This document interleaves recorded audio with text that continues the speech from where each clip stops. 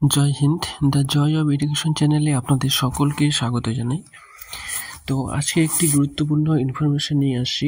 সেটি হলো যেটি 2023-এর যে টেট এক্সামিনেশন হলো, সেই টেট এক্সামিনেশনের ফলাফল কবে দিতে পারে, তো সেই বিষয়ে গুরুত্বপূর্ণ এই আপডেটটি।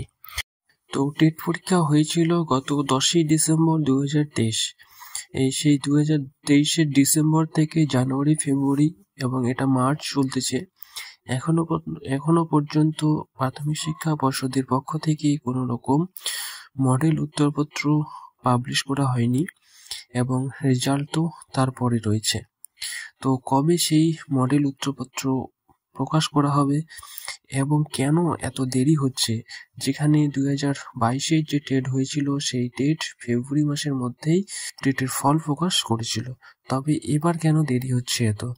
তো সেই প্রশ্নের উত্তর কি আছে সেটাও জানবো, এবং কবে সেই মডেল উত্তরপত্র দেওয়া হবে এবং কবে সেই রেজাল্ট পাবলিশ করা হবে সবই আজকে বিস্তারিতভাবে জানবো। তো ভিডিওটি শেষ পর্যন্ত দেখতে থাকুন। তার আগে বলে রাখি, আপনি যদি চ্যানেলে নতুন হয়ে থাকেন তাহলে চ্যানেলটি অবশ্যই সাবস্ক্রাইব করে সাথে থাকবেন। তো যেটা জানা যাচ্ছে যে ভোটের আগেই টেটের ফলাফল প্রকাশ হতে পারে, এবং যেটা জানা যাচ্ছে যে এই সপ্তাহের মধ্যেই যে মডেল উত্তরপত্র আপলোড হতে পারে। তো লোকসভা নির্বাচনের আগেই প্রাথমিক টেটের যে ফল প্রকাশের সম্ভাবনা খুবই প্রবল। এই সপ্তাহে মডেল উত্তরপত্র আপলোড করা হবে বলে জানা গেছে। এর উপর শিক্ষার্থীদের মতামত নেওয়া হয়। যদি কোনো কোশ্চেন নিয়ে কোনো শিক্ষার্থীর ডাউট থাকে তো সেটিকে পর্ষদের কাছে চ্যালেঞ্জ করতে পারে, এবং সেই চ্যালেঞ্জ যদি পর্ষদের সঠিক মনে হয় তাহলে সেই নাম্বার শিক্ষার্থী বা পরীক্ষার্থী পেয়ে যাবে।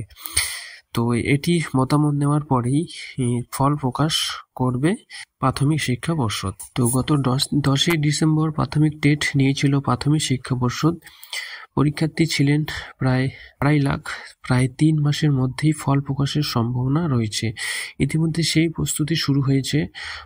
মডেল উত্তরপত্র আপলোড করার পর 7 দিন ধরে পরীক্ষার্থীদের মতামত নেওয়া হবে বলেই পর্ষদ সূত্রে খবর।